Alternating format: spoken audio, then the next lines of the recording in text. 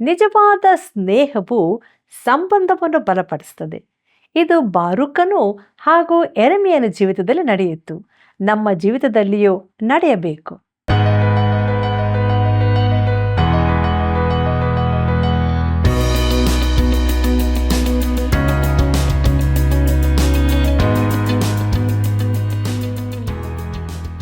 ಆತ್ಮೀಯ ವೀಕ್ಷಕರೇ, ನಿಮ್ಮೆಲ್ಲರಿಗೂ ಪ್ರೀತಿಯ ವಂದನೆಗಳು.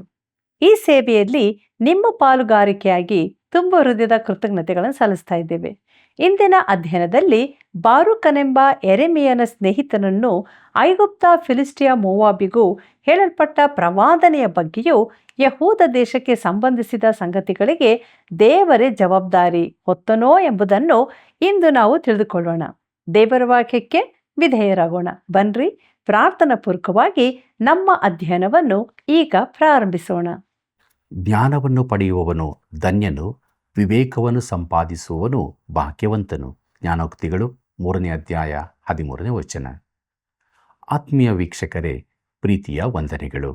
ಯೆರೆಮೀಯನ ಪ್ರವಾದನೆಯ ಗ್ರಂಥದ 45ನೇ ಅಧ್ಯಾಯದ ಧ್ಯಾನಕ್ಕೆ ನಾವು ಬಂದಿದ್ದೇವೆ. ಇದರ ಮುಖ್ಯ ಪ್ರಸ್ತಾಪ ಬಾರೂಕನಿಗೆ ಪ್ರವಾದನೆ. ಬಾರೂಕನು ಯೆರೆಮೀಯನ ಸ್ನೇಹಿತನಾಗಿದ್ದು ಅವನಿಗೆ ಸಹಾಯಕನಾಗಿ ಕೆಲಸ ಮಾಡುತ್ತಿದ್ದನು.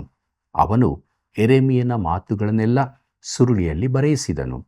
ಅದನ್ನು ಅರಸನಾದ ಯೆಹೋಯಾಕೀಮನಿಗೆ ಕಳುಹಿಸಲು ಅವನು ಅದನ್ನು ತುಂಡು ತುಂಡು ಮಾಡಿ ಬೆಂಕಿಯಲ್ಲಿ ಹಾಕಿ ಸುಟ್ಟನು. 36ನೇ ಅಧ್ಯಾಯದಲ್ಲಿ ನಾವಿದನ್ನು ನೋಡುತ್ತೇವೆ. ಪ್ರಿಯರೇ, ಯೆರೆಮೀಯನು ಸೆರೆಯಲ್ಲಿದ್ದು ಅನಾತೋತಿನ ಹೊಲವನ್ನು ಕೊಂಡುಕೊಂಡಾಗ ಬಾರೂಕನು ವ್ಯವಹಾರವನ್ನೆಲ್ಲ ನಡೆಸಿದ್ದನು. ಅಗತ್ಯ ದಾಖಲೆಗಳನ್ನು ಯೆರೆಮೀಯನ ಸಹಿಯೊಂದಿಗೆ ಒದಗಿಸಿದವನು ಈ ಬಾರೂಕನೇ. ಕೊನೆಗೆ 43ನೇ ಅಧ್ಯಾಯ 6ರ ಪ್ರಕಾರ ಬಾರೂಕನೂ ಸಹ ಯೆರೆಮೀಯನೊಂದಿಗೆ ಐಗುಪ್ತಿಗೆ ತರಲ್ಪಟ್ಟನು. ಪ್ರಿಯರೇ, ಈ 45ನೇ ಅಧ್ಯಾಯದಲ್ಲಿನ ಬಾರೂಕನಿಗೆ ಹೇಳಲ್ಪಟ್ಟ ಪ್ರವಾದನೆಯು ನಿಜವಾಗಿಯೂ ಯೆಹೋಯಾಕೀಮನ ಆಳ್ವಿಕೆಯ ಕಾಲದಲ್ಲಿ ಕೊಡಲ್ಪಟ್ಟದ್ದು. ಆದ್ದರಿಂದಲೇ ಈ ಪುಸ್ತಕದ ಪ್ರಾರಂಭದಲ್ಲೇ ನಾವು ಹೇಳಿದ್ದೇನೆಂದರೆ, ಯೆರೆಮೀಯನ ಪುಸ್ತಕದಲ್ಲಿ ವಿಷಯಗಳ ಕಾಲಾನುಕ್ರಮ ಇದ್ದಂತೆ ಕಂಡರೂ ಅವು ಸಮಯಕ್ಕನುಸಾರ ವ್ಯವಸ್ಥಿತವಾಗಿರುವುದಿಲ್ಲ ಎಂಬುದಾಗಿ. ಈ ಪ್ರವಾದನೆ ಯೆಹೋಯಾಕೀಮನ ಆಳ್ವಿಕೆಯ ಕಾಲದಲ್ಲಿ ಕೊಡಲ್ಪಟ್ಟದ್ದಾದರೂ ಅದು ಇಲ್ಲಿ ದಾಖಲಾಗಿರುತ್ತದೆ ಮತ್ತು ಅದಕ್ಕೊಂದು ಕಾರಣವಿದೆಯೆಂದು ನಾನು ನೆನೆಸುತ್ತೇನೆ. ಪ್ರಿಯರೇ, ಇದು ಬಾರೂಕನ ಪ್ರೋತ್ಸಾಹಕ್ಕಾಗಿ ಇಲ್ಲಿ ಬರೆಯಲ್ಪಟ್ಟಿದೆ ಎಂದು ನಾನು ಭಾವಿಸುತ್ತೇನೆ. ಪ್ರವಾದಿಯಾದ ಯೆರೆಮೀಯನೊಂದಿಗೆ ತನ್ನನ್ನು ಗುರುತಿಸಲ್ಪಟ್ಟರೆ ಅವನಿಗೆ ಏನು ಸಂಭವಿಸಬಹುದೆಂಬುದನ್ನು ದೇವರು ಅವನಿಗೆ ಈಗಾಗಲೇ ತಿಳಿಸಿದ್ದಾನೆ. ಯಹೂದದ ಜನಶೇಷದೊಂದಿಗೆ ಅವನು ಐಗುಪ್ತಕ್ಕೆ ಹೋಗಲು ಒತ್ತಾಯಿಸಲ್ಪಟ್ಟಾಗ ಇದು ಅವನಿಗೆ ಒಂದು ಪ್ರೋತ್ಸಾಹ ಸಂಗತಿಯಾಗಿರುತ್ತದೆ. ಯೆರೆಮೀಯನ ಪ್ರವಾದನೆ ಗ್ರಂಥ 45ನೇ ಅಧ್ಯಾಯ 2 ಮತ್ತು 3ನೇ ವಚನಗಳನ್ನು ಗಮನಿಸಿರಿ. ಬಾರೂಕನೇ, ಇಸ್ರಾಯೇಲಿನ ದೇವರಾದ ಯೆಹೋವನು ನಿನಗೆ ಹೀಗೆ ಹೇಳುತ್ತಾನೆ, ನೀನು ನನ್ನ ಗತಿಯನ್ನು ಏನು ಹೇಳಲಿ? ವ್ಯಥೆಪಡುತ್ತಿದ್ದ ನನ್ನನ್ನು ಯೆಹೋವನು ಹೆಚ್ಚೆಚ್ಚಾಗಿ ದುಃಖಪಡಿಸಿದ್ದಾನೆ. ನಾನು ನರನರಳಿ ದಣಿದಿದ್ದೇನೆ, ನನಗೆ ಯಾವ ವಿಶ್ರಾಂತಿಯೂ ದೊರಕದು ಎಂದು ಹೇಳಿದೆಯಲ್ಲ ಎಂಬುದಾಗಿ. ಕರ್ತನಲ್ಲಿ ಪ್ರಿಯರೇ, ಯೆಹೋಯಾಕೀಮನ ಆಡಳಿತ ಕಾಲದಲ್ಲಿ ಪರಿಸ್ಥಿತಿ ತುಂಬ ಕೆಟ್ಟು ಹೋಗಿತ್ತು. ಆದರೆ ಮುಂದೆ ಸಂಭವಿಸಲಿರುವುಗಳ ಎದುರಿನಲ್ಲಿ ಇದು ಏನೇನೂ ಅಲ್ಲ. ಯೆಹೋಯಾಕೀಮನ ಕಾಲದ ನಂತರ ನಿಜವಾದ ಕೆಟ್ಟ ದಿನಗಳು ಬರುವುದಕ್ಕಿತ್ತು. ಮುಂದಕ್ಕೆ ನೋಡೋಣ. ಯೆರೆಮೀಯನ ಪ್ರವಾದನೆ ಗ್ರಂಥ 45ನೇ ಅಧ್ಯಾಯ 4ನೇ ವಚನವನ್ನು. ಯೆಹೋವನ ಈ ವಾಕ್ಯವನ್ನು ಕೇಳು. ಇಗೋ, ನಾನು ಕಟ್ಟಿದ್ದನ್ನು ನಾನೇ ಕೆಡುವೆನು, ನಾನು ನೆಟ್ಟದ್ದನ್ನು ನಾನೇ ಕಿತ್ತು ಹಾಕುವೆನು. ಹೌದು, ಭೂಮಂಡಲದಲ್ಲೆಲ್ಲ ಹಾಗೇ ಮಾಡುವೆನು ಎಂಬುದಾಗಿ. ಪರಿಸ್ಥಿತಿಗಳು ಎಷ್ಟೇ ಕೆಟ್ಟು ಹೋಗಲಿರುವುದಾದರೂ ದೇವರಾದ ತಾನೇ ಅದಕ್ಕೆ ಕಾರಣನೆಂಬುದನ್ನು ಬಾರೂಕನು ತಿಳಿಯತಕ್ಕದ್ದು. ಯಹೂದ ದೇಶಕ್ಕೆ ಸಂಭವಿಸಲಿರುವ ಸಂಗತಿಗಳ ಜವಾಬ್ದಾರಿಯನ್ನು ದೇವರೇ ಹೊರುತ್ತಾನೆ. ಆದ್ದರಿಂದ ಬಾರೂಕನು ಜನರೊಂದಿಗೆ ಹೋಗಬಹುದು. ಮುಂದಕ್ಕೆ ನೋಡ್ರಿ, ಯೆರೆಮೀಯನ ಪ್ರವಾದನೆ ಗ್ರಂಥ 45ನೇ ಅಧ್ಯಾಯ 5ನೇ ವಚನವನ್ನು. ಮಹಾಪದವಿಯನ್ನು ನಿರೀಕ್ಷಿಸಿಕೊಳ್ಳುತ್ತೀಯೋ? ನಿರೀಕ್ಷಿಸಬೇಡ. ಆಹಾ, ನಾನು ನರಜನ್ಮದವರೆಲ್ಲರಿಗೂ ಕೇಡನ್ನುಂಟು ಮಾಡುವೆನು. ಆದರೆ ನೀನು ಎಲ್ಲಿಗೆ ಹೋದರೂ ಪ್ರಾಣವೊಂದನ್ನೇ ಬಾಚಿಕೊಂಡು ಹೋಗುವುದಕ್ಕೆ ನಿನಗೆ ಅವಕಾಶ ಕೊಡುವೆನು. ಇದು ಯೆಹೋವನಾದ ನನ್ನ ನುಡಿ ಎಂಬುದಾಗಿ. ಕರ್ತನಲ್ಲಿ ಪ್ರಿಯರೇ, ಬಾರೂಕನು ಇನ್ನೂ ಯೌವನಸ್ಥನಾಗಿರುವಾಗಲೇ ಈ ಪ್ರವಾದನೆ ಅವನಿಗೆ ಕೊಡಲ್ಪಟ್ಟಿತು. ದೇಶದ ಚರಿತ್ರೆಯ ಈ ದುಃಖಕರವಾದ ಸನ್ನಿವೇಶದಲ್ಲಿ ಅವನು ತನಗಾಗಿ ಹೆಚ್ಚಿನ ಯಾವುದನ್ನು ನಿರೀಕ್ಷಿಸಬಾರದೆಂದು ದೇವರು ಹೇಳುತ್ತಾನೆ. ಅವನು ಬಹು ಕಷ್ಟದ ದಿನಗಳನ್ನು ದಾಟಿ ಹೋಗಬೇಕಾಗುತ್ತದೆ. ಯಾಕಂದರೆ ದೇವರು ಅವನನ್ನು ಉಳಿಸಲಿಕ್ಕಿದ್ದಾನೆ. ಪ್ರಿಯರೇ, ಈಗ ಯೆರೆಮೀಯನು ಅವನ ಸ್ನೇಹಿತನೂ ಸಹಾಯಕನೂ ಆದ ಬಾರೂಕನು ಐಗುಪ್ತದಲ್ಲಿ ವೃದ್ಧಾಪ್ಯ ಮುಟ್ಟಿದವರಾಗಿದ್ದಾರೆ. ತಾವು ಜೀವಿಸಿದ ಕಷ್ಟಕರವಾದ ಕಾಲದಲ್ಲೆಲ್ಲ ದೇವರು ತಮ್ಮನ್ನು ಉಳಿಸಿ ಕಾಪಾಡಿದ್ದಾನೆಂದು ಅವರು ನೋಡಿದ್ದಾರೆ. ಪ್ರೀತಿಯುಳ್ಳ ದೇವಜನರೇ, ಮುಂದಕ್ಕೆ ನಾವು ಯೆರೆಮೀಯನ ಪ್ರವಾದನೆ ಗ್ರಂಥದ 46, 47 ಮತ್ತು 48 ಅಧ್ಯಾಯಗಳನ್ನು ನೋಡೋಣ. ಇದರ ಮುಖ್ಯ ಪ್ರಸ್ತಾಪ ಐಗುಪ್ತಕ್ಕೆ ಪ್ರವಾದನೆ. ಫಿಲಿಷ್ಟಿಯ ಮೋವಾಬಿಗೂ ಕೂಡ ದೇವರಿಗೆ ಅವಿಧೇಯರಾಗಿ ಐಗುಪ್ತಕ್ಕೆ ಹೋದ ಜನಶೇಷದೊಂದಿಗೆ ಯೆರೆಮೀಯನು ಬಲಾತ್ಕಾರದಿಂದ ಒಯ್ಯಲ್ಪಟ್ಟು ಈಗ ಅವನು ಐಗುಪ್ತದಲ್ಲಿದ್ದಾನೆ. ಈಗ ಯೆರೆಮೀಯನು ಸುತ್ತಲಿನ ಜನಾಂಗಗಳಿಗೆ ಪ್ರವಾದನೆ ನುಡಿಯುತ್ತಾನೆ. ಪ್ರೀತಿಯುಳ್ಳ ದೇವಜನರೇ, ಐಗುಪ್ತಕ್ಕೆ ಏನು ಸಂಭವಿಸುತ್ತದೆಂದು ದೇವರು ಅವರಿಗೆ ತಿಳಿಸುತ್ತಾನೆ. ಯಹೂದದಿಂದ ಐಗುಪ್ತಕ್ಕೆ ಬಂದ ಜನಶೇಷದವರು ಇಲ್ಲಿ ತಮಗೆ ಸಮಾಧಾನವೂ ಸಮೃದ್ಧಿಯೂ ಇರುತ್ತದೆಂದು ನೆನೆಸಿದ್ದರು. ದೇವರು ಹೇಳುತ್ತಾನೆ, ನಾನು ನಿಮಗೆ ಹೇಳಬೇಕಾದದ್ದಿದೆ. ಯುದ್ಧವು ಐಗುಪ್ತಕ್ಕೆ ತಿರುಗುತ್ತದೆ. ನೆಬೂಕದ್ನೆಚ್ಚರನು ಐಗುಪ್ತವನ್ನು ವಶಪಡಿಸಿಕೊಳ್ಳುತ್ತಾನೆ. ಹಾಗೆಯೇ ಆಯಿತು. ಪ್ರಿಯರೇ, ಮುಂದಕ್ಕೆ ನೋಡ್ರಿ, ಯೆರೆಮೀಯನ ಪ್ರವಾದನೆ ಗ್ರಂಥ 46ನೇ ಅಧ್ಯಾಯ 17ನೇ ವಚನವನ್ನು.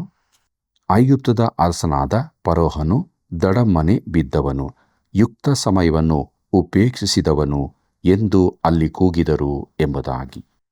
ಕರ್ತನಲ್ಲಿ ಪ್ರಿಯರೇ, ಅಂದರೆ ಅವರು ಇನ್ನೂ ಫರೋಹನಲ್ಲಿ ಭರವಸವಿಡಲು ಸಾಧ್ಯವಿಲ್ಲ. ಐಗುಪ್ತವು ಸೋತು ಹೋಗುತ್ತದೆ. ಯೆರೆಮೀಯನ ಪ್ರವಾದನೆ ಗ್ರಂಥ 46ನೇ ಅಧ್ಯಾಯ 19ನೇ ವಚನವನ್ನು ಗಮನಿಸಿರಿ. ಐಗುಪ್ತದಲ್ಲಿ ವಾಸಿಸುವ ಯುವತಿಯೇ, ಸೆರೆಗೆ ಬೇಕಾದ ಸಾಮಗ್ರಿಗಳನ್ನು ಒದಗಿಸಿಕೋ. ನೋಫ್ ಪಟ್ಟಣವು ಹಾಳಾಗಿ ಸುಟ್ಟು ನಿರ್ಜನವಾಗುವುದು ಎಂಬುದಾಗಿ. ಪ್ರೀತಿಯುಳ್ಳ ದೇವಜನರೇ, ಯಹೂದದಲ್ಲಿ ಉಳಿದುಕೊಂಡವರು ಫರೋಹನಲ್ಲಿಯೂ ಐಗುಪ್ತದಲ್ಲಿಯೂ ತಮ್ಮ ಭರವಸವನ್ನಿಟ್ಟು ದೊಡ್ಡ ತಪ್ಪು ಮಾಡಿದರು. ಅವರು ದೇವರ ಮೇಲೆ ಭರವಸವಿಡಬೇಕಾಗಿತ್ತು. ಆದರೂ ಇದೆಲ್ಲ ನಡೆದರೂ ಯೆರೆಮೀಯನು ಅವರಿಗೆ ಅದ್ಭುತವಾದ ಸಂತೈಸುವಿಕೆಯ ಪ್ರವಾದನೆಯನ್ನು ನುಡಿಯುತ್ತಾನೆ. ಅದೇನೆಂಬುದಾಗಿ ನೋಡೋಣ. ಯೆರೆಮೀಯನ ಪ್ರವಾದನೆ ಗ್ರಂಥ 46ನೇ ಅಧ್ಯಾಯ 27 ಮತ್ತು 28ನೇ ವಚನವನ್ನು ಗಮನಿಸಿರಿ. ನನ್ನ ಸೇವಕ ಯಾಕೋಬೇ, ಭಯಪಡಬೇಡ. ಇಸ್ರಾಯೇಲೇ, ಅಂಜಬೇಡ. ಇಗೋ, ನಾನು ನಿನ್ನನ್ನು ದೂರ ದೇಶದಿಂದ ಉದ್ಧರಿಸುವೆನು. ನಿನ್ನ ಸಂತಾನವನ್ನು ಸೆರೆಹೋದ ಸೀಮೆಯಿಂದ ರಕ್ಷಿಸುವೆನು. ಯಾಕೋಬು ಹಿಂದಿರುಗಿ ನೆಮ್ಮದಿಯಾಗಿಯೂ ಹಾಯಾಗಿಯೂ ಇರುವುದು. ಯಾರೂ ಅದನ್ನು ಎದುರಿಸರು. ನನ್ನ ಸೇವಕ ಯಾಕೋಬೇ, ಭಯಪಡಬೇಡ. ನಾನು ನಿನ್ನೊಂದಿಗಿದ್ದೇನೆ. ನಾನು ಯಾವ ಜನಾಂಗಗಳಲ್ಲಿಗೆ ನಿನ್ನನ್ನು ಅಟ್ಟಿದೇನೋ ಆ ಜನಾಂಗಗಳನ್ನೆಲ್ಲ ನಿರ್ಮೂಲ ಮಾಡುವೆನು. ನಿನ್ನನ್ನು ನಿರ್ಮೂಲ ಮಾಡೆನು, ಮಿತಿಮೀರಿ ಶಿಕ್ಷಿಸೇನು, ಆದರೆ ಶಿಕ್ಷಿಸದೆ ಬಿಡುವುದಿಲ್ಲ. ಇದು ಯೆಹೋವನ ನುಡಿ ಎಂಬುದಾಗಿ. ಪ್ರೀತಿಯುಳ್ಳ ದೇವಜನರೇ, ಈ 2 ವಚನಗಳನ್ನು ನೀವು ಓದಿದ ಬಳಿಕ ಸತ್ಯವೇದ ನಿಜವೆಂದು ನಂಬುವುದಾದರೆ ದೇವರು ಇಸ್ರಾಯೇಲ್ಯರ ಕೈ ಬಿಟ್ಟಿಲ್ಲವೆಂಬುದನ್ನು ನೀವು ನಂಬಲೇಬೇಕು. ದೇವರು ತಾನು ಅವರನ್ನು ಶಿಕ್ಷಿಸಬೇಕಾಗಿದೆ ಎಂದು, ಆದರೆ ಅವರನ್ನು ನಿರ್ಮೂಲ ಮಾಡುವುದಿಲ್ಲವೆಂದು ಹೇಳುತ್ತಾನೆ. ದೇವರು ತನ್ನ ಜನರನ್ನು ತಳ್ಳಿಬಿಟ್ಟನೋ? ರೋಮಾಪುರದವರಿಗೆ ಬರೆದ ಪತ್ರಿಕೆ 11ನೇ ಅಧ್ಯಾಯ 1ನೇ ವಚನ ನೋಡಿರಿ ಎಂಬ ಪ್ರಶ್ನೆಗೆ ಇಲ್ಲಿ ಉತ್ತರವಿದೆ. ನಾವು ದೇವರ ವಾಕ್ಯವನ್ನು ನಂಬುವುದಾದರೆ ಇದನ್ನು ಸತ್ಯವೆಂದು ಒಪ್ಪಲೇಬೇಕು. ಕರ್ತನಲ್ಲಿ ಪ್ರಿಯರೇ, ಮುಂದಕ್ಕೆ ನಾವು ಫಿಲಿಷ್ಟಿಯದ ವಿಷಯವಾದ ದೈವೋಕ್ತಿ ಎಂಬ ವಿಚಾರವನ್ನು ನೋಡೋಣ. ಯೆರೆಮೀಯನು ಫಿಲಿಷ್ಟಿಯರಿಗೆ ಹೇಳಿದ ಪ್ರವಾದನೆಯು 47ನೇ ಅಧ್ಯಾಯದಲ್ಲಿದೆ. ಯಹೂದದಿಂದ ಬಂದ ಈ ಚಿಕ್ಕ ಜನಶೇಷವು ಸಹಾಯಕ್ಕಾಗಿ ಒಬ್ಬರಿಂದೊಬ್ಬರ ಕಡೆಗೆ ಹೋದರು. ಅವರು ಎಲ್ಲಿಗೆ ಹೋಗಬೇಕು? ಯಾರನ್ನು ಆತುಕೊಳ್ಳಲಿ? ಕೆಲವು ದೇಶಗಳು ಈಗಾಗಲೇ ಅವರ ವೈರಿಗಳಾಗಿದ್ದವರು. ಅವರ ಆಶ್ರಯಕ್ಕೆ ಹೋಗಬೇಕೋ? ಇದಕ್ಕೆ ಉತ್ತರ ಬೇಡವೆಂಬುದೇ. ಯಾಕಂದರೆ ಫಿಲಿಷ್ಟಿಯ ದೇಶ ಕೂಡ ಶತ್ರು ವಶವಾಗಲಿದೆ. ಯೆರೆಮೀಯನ ಪ್ರವಾದನೆ ಗ್ರಂಥ 47ನೇ ಅಧ್ಯಾಯ 1ನೇ ವಚನವನ್ನು ಗಮನಿಸಿರಿ. ಫರೋಹನು ಗಾಜಾ ಊರನ್ನು ಹೊಡೆದದಕ್ಕೆ ಮುಂಚಿತವಾಗಿ ಯೆಹೋವನು ಫಿಲಿಷ್ಟಿಯರ ವಿಷಯವಾಗಿ ಪ್ರವಾದಿಯಾದ ಯೆರೆಮೀಯನಿಗೆ ದಯಪಾಲಿಸಿದ ವಾಕ್ಯ ಎಂಬುದಾಗಿ. ಪ್ರಿಯರೇ, ಇಸ್ರಾಯೇಲ್ಯರ ಬದ್ಧ ವೈರಿಗಳಾಗಿದ್ದ ಫಿಲಿಷ್ಟಿಯರ ವಿಷಯವಾದ ದೈವೋಕ್ತಿಯನ್ನು ನಾವು ಈ ಭಾಗದಲ್ಲಿ ನೋಡಲಿದ್ದೇವೆ. ಯೆರೆಮೀಯನ ಪ್ರವಾದನೆ ಗ್ರಂಥ 47ನೇ ಅಧ್ಯಾಯ 2ನೇ ವಚನವನ್ನು ಗಮನಿಸಿರಿ.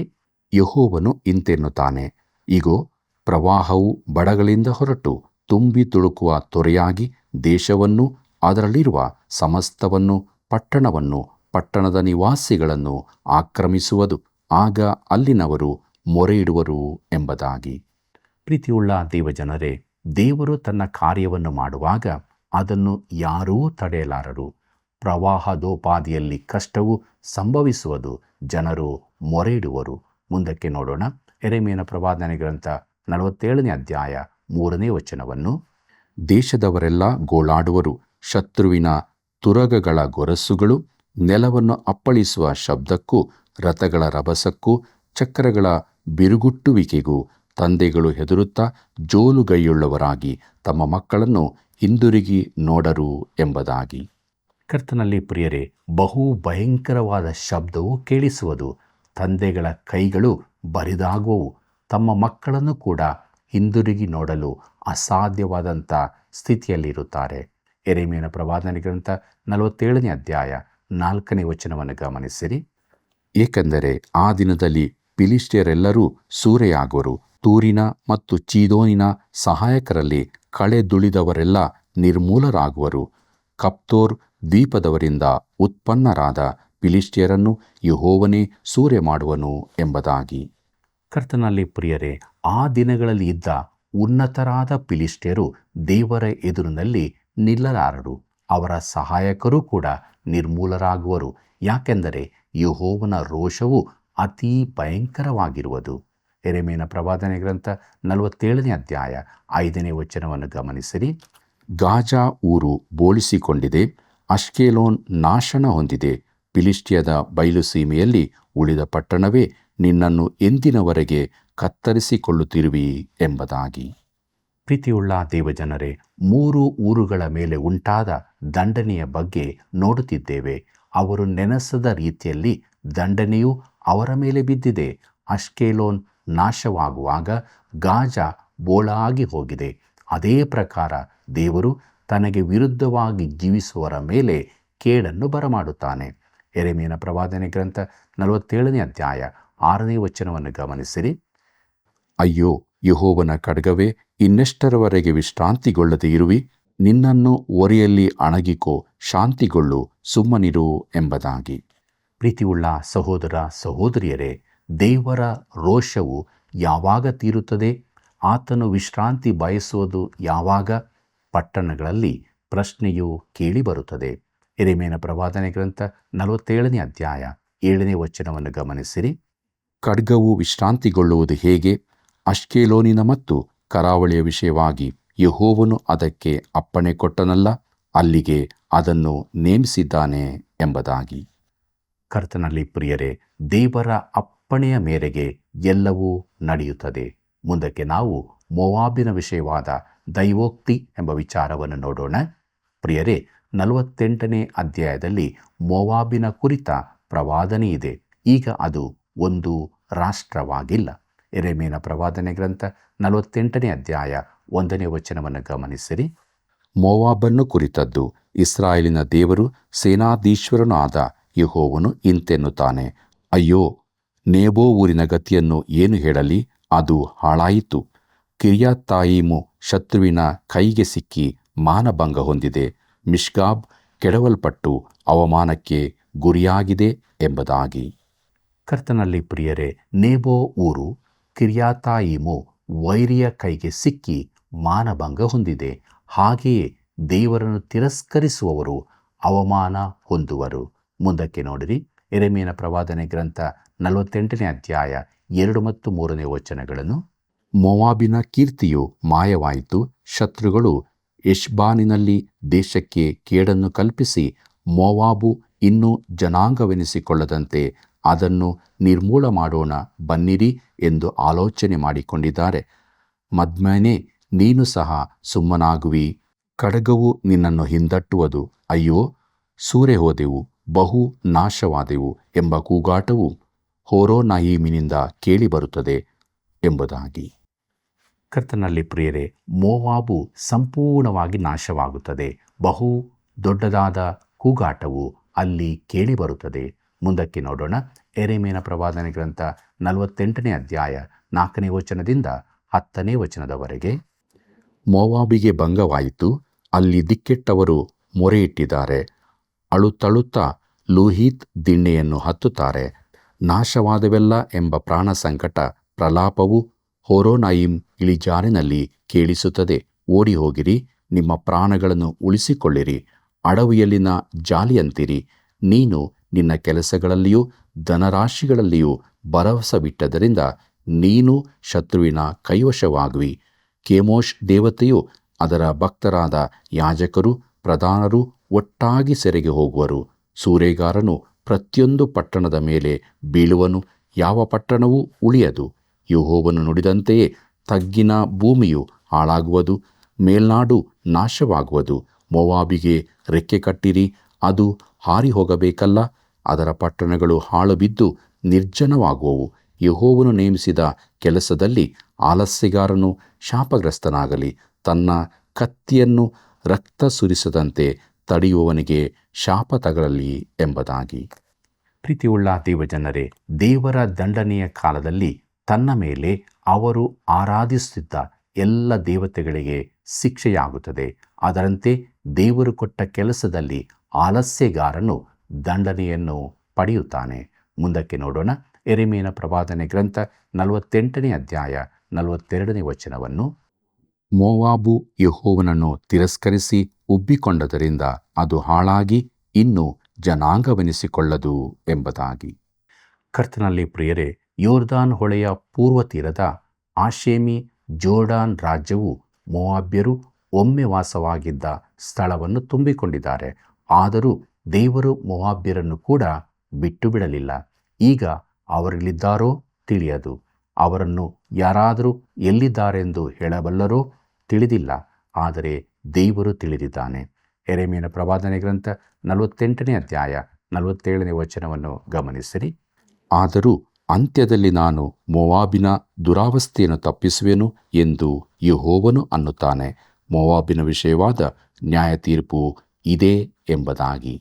ಪ್ರೀತಿಯುಳ್ಳ ದೇವಜನರೇ, ಮುಂದಣ ದಿನಗಳಲ್ಲಿ ದೇವರು ಮೋವಾಬ್ಯರನ್ನು ಸೆರೆಗೆ ತರುತ್ತಾನೆ.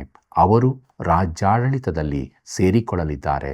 ಆದರೆ ಯೆರೆಮೀಯನ ಕಾಲದಲ್ಲಿ ಜನರು ಮೋವಾಬ್ಯರ ಬಳಿಗೆ ಹೋಗಿ ಪ್ರಯೋಜನವಿರಲಿಲ್ಲ. ಅಲ್ಲಿಯೂ ಅವರು ಸುರಕ್ಷಿತರಾಗಿರಲಾರರು. ಪ್ರೀತಿಯುಳ್ಳ ಸಹೋದರ ಸಹೋದರಿಯರೇ, ನಮಗೆಲ್ಲರಿಗೂ ಸುರಕ್ಷಿತವಾದ ಒಂದು ಸ್ಥಳವಿದೆ. ಅದು ಯೆಹೋವನೇ ಆಶ್ರಯ ದುರ್ಗ. ಯೇಸು ಕ್ರಿಸ್ತನ ಹಸ್ತಕ್ಕೆ ನಾವು ಬಂದಾಗ ನಮ್ಮ ಜೀವಿತ ಸುರಕ್ಷಿತವಾಗಿರುತ್ತದೆ. ಆದ್ದರಿಂದ ದಿನಾಲೂ ಆತನೊಂದಿಗಿದ್ದುಕೊಂಡು ದೈವ ಭಯಭಕ್ತಿಯ ಜೀವಿತವನ್ನು ನಾವು ಜೀವಿಸೋಣ. ಪ್ರಾರ್ಥನೆ ಮಾಡೋಣ. ಪ್ರೀತಿ ಸ್ವರೂಪನಾದ ದೇವರೇ, ನಿನ್ನ ಪಾದ ಬಳಿಗೆ ನಾವು ಬಂದಿದ್ದೇವೆ ಸ್ವಾಮಿ. ನಿನ್ನ ವಾಕ್ಯದ ಮೂಲಕ ನೀನು ನಮ್ಮ ಸಂಗಡ ಮಾತನಾಡಿದ್ದಿ. ಸತ್ಯವನ್ನು ಅರಿತುಕೊಳ್ಳುವುದಕ್ಕೆ ಸಹಾಯ ಮಾಡು. ನಮ್ಮೆಲ್ಲ ವೀಕ್ಷಕ ಬಾಂಧವರು ಎಲ್ಲೆಲ್ಲಿ ಇದ್ದಾರೋ ಸ್ವಾಮಿ, ಅವರಿರುವಂಥ ಸ್ಥಳದಲ್ಲಿ ನೀನು ಅವರಿಗೆ ಆಶ್ರಯ ದುರ್ಗವಾಗಿರು. ನಿನ್ನ ರೆಕ್ಕೆಯ ಮರೆಯಲ್ಲಿ ಸುರಕ್ಷಿತರಾಗಿದ್ದುಕೊಂಡು ಆನಂದಘೋಷ ಮಾಡುತ್ತಾ ಬೆಳಕಿನ ಜೀವಿತವನ್ನು ದಿನಾಲೂ ಜೀವಿಸುವುದಕ್ಕೆ ಸಹಾಯ ಮಾಡು. ಯೇಸುವಿನ ನಾಮದಲ್ಲಿ ಬೇಡಿದ್ದೇವೆ ತಂದೆಯೇ, ಆಮೆನ್. ಪ್ರಿಯರೇ, ಇಂದಿನ ಅಧ್ಯಯನದಲ್ಲಿ ಇಬ್ಬರು ಸ್ನೇಹಿತರ ಬಗ್ಗೆ ತಿಳಿದುಕೊಂಡೆವು ಅಲ್ವಾ? ಅವರ ಸ್ನೇಹ, ಆತ್ಮಿಕತೆ ದೇವರ ಪ್ರೀತಿಯಲ್ಲಿ ತುಂಬಿತ್ತು. ಉಳಿದ ಜನಶೇಷವು ತಿರುಗಿ ತಪ್ಪು ಮಾಡಿದರೂ ಕೂಡ ದೇವರು ಯೆರೆಮೀಯನ ಮೂಲಕ ಅದ್ಭುತವಾದ ಸಂತೈಸುವಿಕೆಯನ್ನು ನೀಡುತ್ತಾನೆ. ಆದುದರಿಂದ ಅನುದಿನ ದೇವರ ಪ್ರೀತಿಯನ್ನು ಅರಿತುಕೊಂಡು ಆತನಲ್ಲಿ ಸಂತೋಷ ಪಡೋಣ, ಸಮಾಧಾನವನ್ನು ಜೀವಿತದಲ್ಲಿ ಅನುಭವಿಸೋಣ. ಪ್ರಿಯ ವೀಕ್ಷಕರೇ, ದೇವರ ವಾಕ್ಯವು ನಿಮಗೆ ಸಮಾಧಾನ ನೀಡಿದೆಯೋ? ಹಾಗಾದರೆ ಇತರರೊಂದಿಗೆ ಹಂಚಿಕೊಳ್ಳ್ರಿ, ಕರೆ ಮಾಡ್ರಿ, ಸೇವೆಯನ್ನು ಪ್ರೋತ್ಸಾಹಿಸಿರಿ. ಮತ್ತೆ ಸಂಧಿಸೋಣ. ವಂದನೆಗಳು.